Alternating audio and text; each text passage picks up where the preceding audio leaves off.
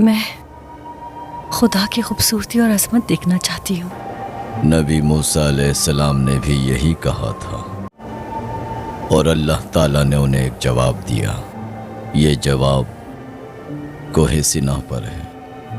صبر کرو رابعہ، جب تم تیار ہو جاؤ گی، جواب تمہارے پاس آ جائے گا، کوہ سینان تمہیں بلائے گا۔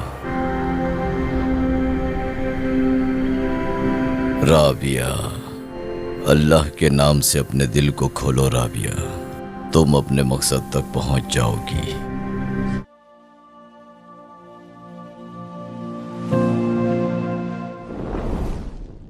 اللہ تبارک و تعالیٰ نے آدم و حوا کو پہلے انسانی جوڑے کی شکل میں پیدا فرمایا اور مرد اور عورت کو برابری کا درجہ عطا کیا، لیکن ابتدا سے ہی انسانوں نے عورتوں کا استحصال کیا اور انہیں ہر معاملے میں کمتر جانا۔ اسلام سے قبل عورتوں کی حالت دگرگوں تھی اور ان کے ساتھ بہت ہی برا سلوک ہوا کرتا تھا۔ زندگی میں ان کی قدر و منزلت بس گھر کے مال و اسباب سے زیادہ نہیں تھی۔ قدیم یونان میں سقراط کا کہنا تھا کہ اگر عورت کو ایک بار مرد کے برابر تسلیم کر لیا گیا تو وہ کبھی مرد کے سر سے نہیں اترے گی۔ ارسطو کا کہنا تھا کہ جب قدرت کسی مرد کو بنانے میں ناکام ہوتی ہے تو اسے عورت بنا دیتی ہے۔ قدیم ہندوستان میں عورت کی کوئی حیثیت نہیں تھی۔ شوہر کے مرنے کے بعد بیوہ عورتوں کو ستی ہونا پڑتا، یعنی شوہر کے چتا کے ساتھ اسے زندہ جلا دیا جاتا۔ ہندو تہذیب میں ایک عورت کو کئی بھائیوں کی بیوی بنایا جا سکتا تھا، جس کی مثال دروپدی اور 5 پانڈو ہیں جسے وہ جوئے میں ہار گئے تھے۔ روسی تہذیب میں یہ خیال کیا جاتا تھا کہ عورت کے اندر ایک خبیث اور گندی روح ہوتی ہے۔ قدیم چین میں کنفیوسس کا کہنا تھا کہ عورتوں کی بات تو سن لینی چاہیے لیکن ان کے کسی مشورے پر ہرگز عمل نہیں کرنی چاہیے، کیونکہ عورت کی نیکی میں بھی برائی موجود ہوتی ہے۔ روم اور یورپی ملکوں میں نہ ہی عورتوں کا وراثت میں کوئی حق تھا، نہ ہی ان کی گواہی قبول کی جاتی تھی۔ عورتوں کا مقصد صرف مرد کی خدمت کرنا تھا۔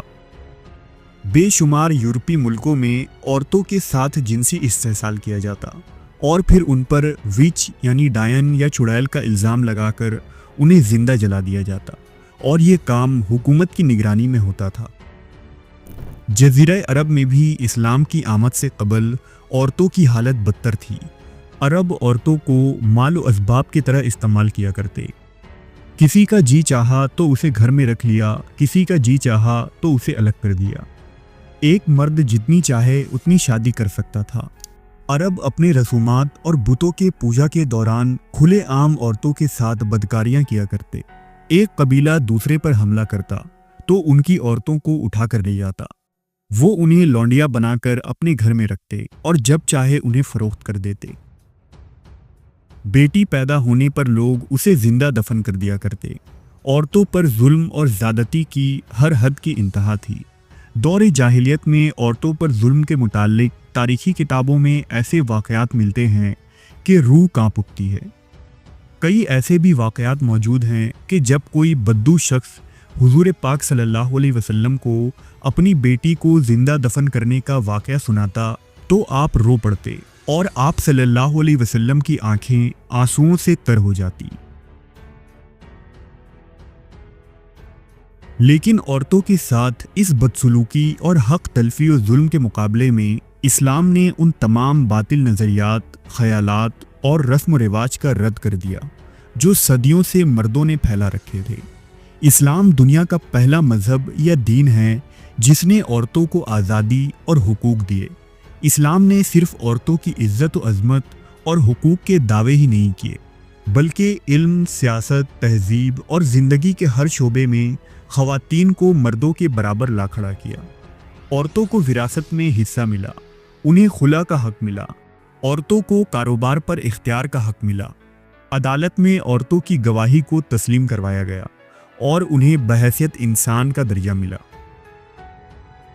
مردوں میں جہاں صحابہ اکرام، تابعین، تبع تابعین، ائمہ، محدثین، مفسرین اور اولیاء اللہ پیدا ہوئے، وہیں ایسی مسلمان خواتین پیدا ہوئیں جنہوں نے اپنی علم، حکمت، تقوی परहेजगारी और कारनामों से तारीख को बदल दिया और खुद तारीख में हमेशा के लिए अमर हो गईं।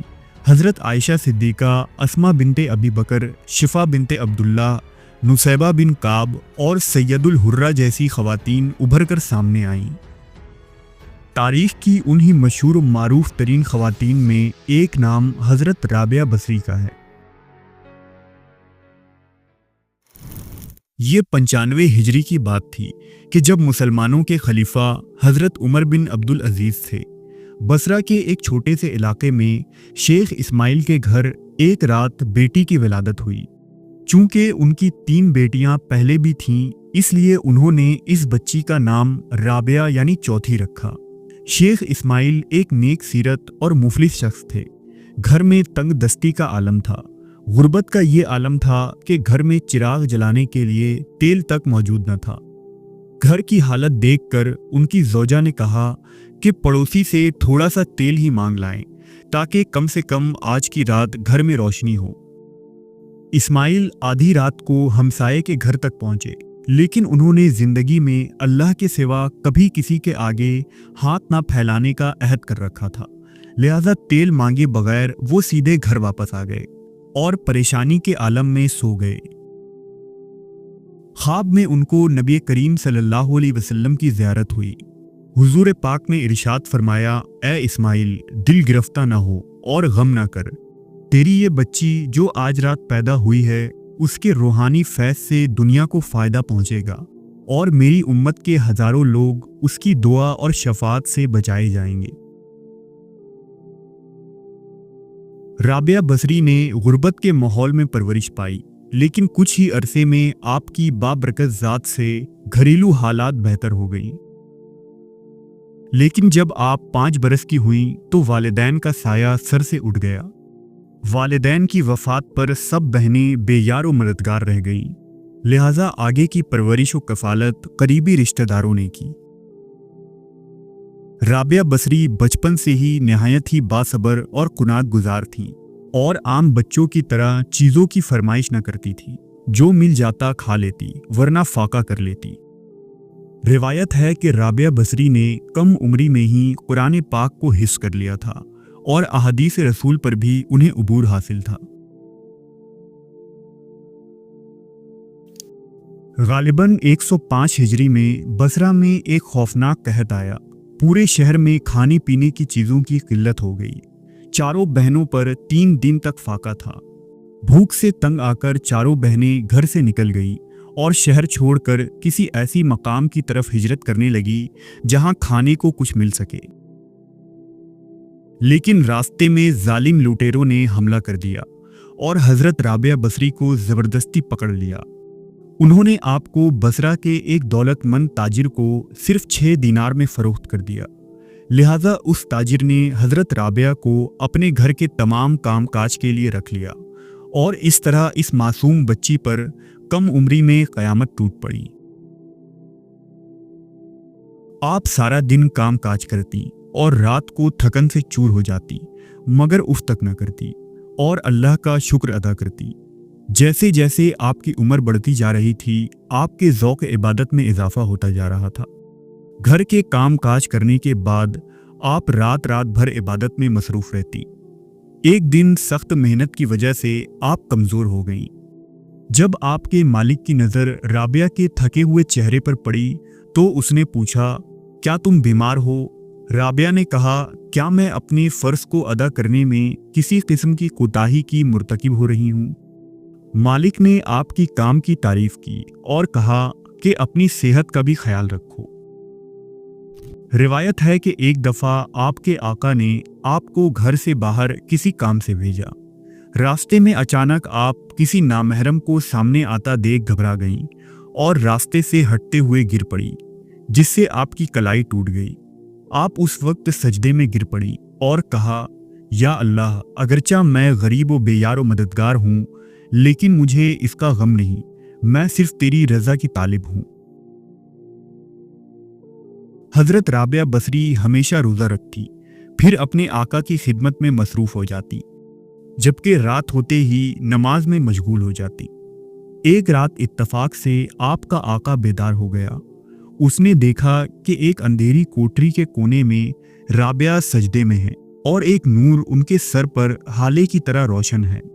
राबिया सजदे में कह रही थी कि ऐ खुदावंद, अगर मैं किसी दूसरे की गुलाम ना होती तो एक लम्हा भी तेरी इबादत से गाफिल ना होती, लेकिन मैं गैर की महकूम हूँ, इसलिए तेरे बारगाह में देर से हाजिर होती हूँ। ये अल्फाज सुनकर आका हैरान रह गया और दिल ही दिल में ताइब भी हुआ कि आइंदा ऐसी बरगुज़ीदा और नेक औरत से कोई खिदमत न लूँगा, बल्कि खुद उनकी खिदमत करूँगा। चुनांचा सुबह उठकर आका ने उससे कहा कि आप आज़ाद हैं और जहाँ जी चाहे रहें। आज़ादी हासिल होने के बाद हज़रत राबिया बसरी सहरा की तरफ निकल गईं और वहाँ किसी वीराने में इबादत इलाही में मसरूफ़ हो गईं। फिर सहरा से जी उठ गया तो एक बस्ती में आई और एक कोठरी में गोशा नशी हो गई। तकरीबन सभी तज़करों में मिलता है कि राबिया बसरी रात दिन में 1000 रकत नमाजें अदा करती थी। जब लोगों ने देखा कि एक नौजवान लड़की दिन रात अल्लाह की इबादत में मशगूल रहती है तो उनके लिए अक़ीदत और एहतराम का जज्बा पैदा हो गया और थोड़े ही अरसे में आपके ज़ुहद व तक़वा का चर्चा दूर दूर तक फैल गया। लोग पिंद व नसीहत हासिल करने के लिए आपके पास आने लगे। हज़रत राबिया बसरी को कसरत रंज व अलम ने दुनिया और इसकी दिल फरेबियों से बेगाना कर दिया था और आपने दुनिया व अहले दुनिया की नफ़ी करके खालिके कायनात से अपना रिश्ता जोड़ लिया था।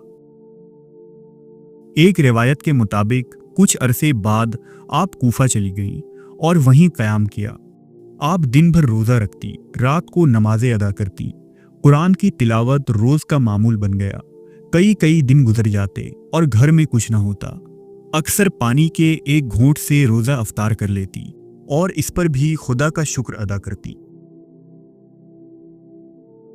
उस वक्त कूफा आलम इस्लाम का इल्मी मरकज़ था, जहाँ बड़े बड़े उलमा, हुक्मा, मुहद्दिस और फ़कीह हर वक्त मौजूद होते थे। आप अक्सर उनके मजलिसों में शरीक होकर इल्म व हिकमत की बातें सीखती और मुख्तलिफ बहस व मुबाहिसा भी करती। आपने यहाँ इसरार फ़िक़ह और हदीस व तफसीर में महारत हासिल कर ली और महारत इस कदर कि जब वास करती तो बड़े बड़े मुहद्दिस और फ़कीह हैरान रह जाते।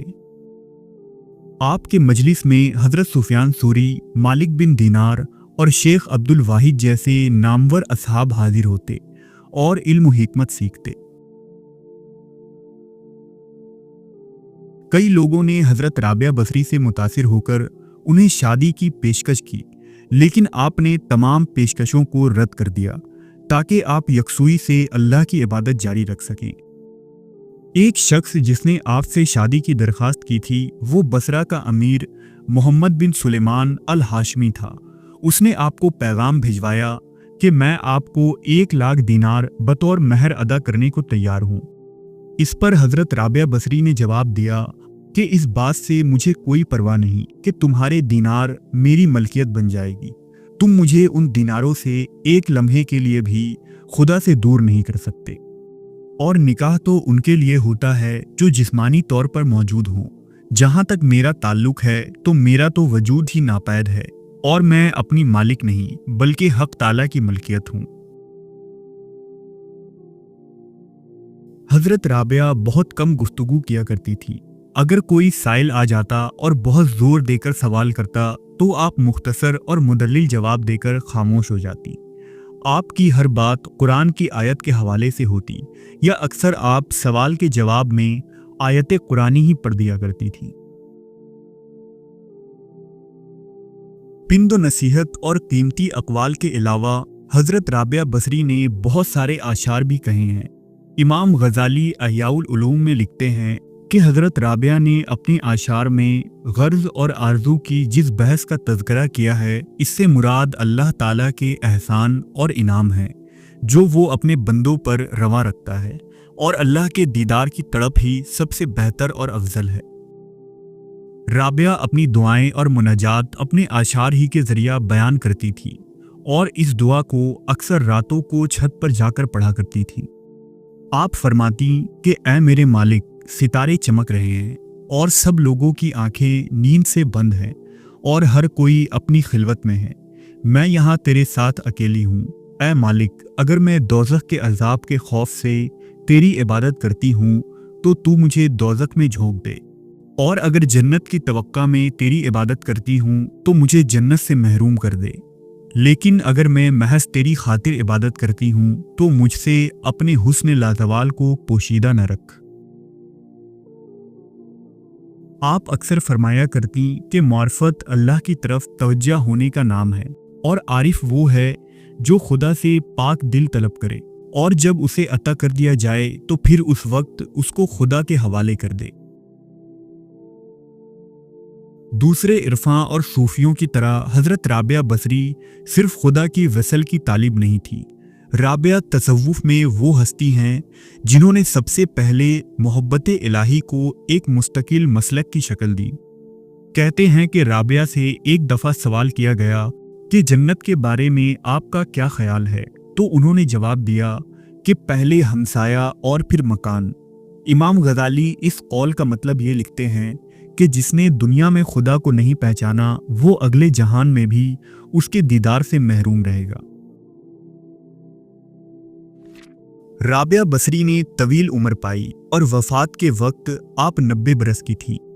उम्र और कमजोरी के बावजूद आपका जहन सेहतमंद और ताकतवर था।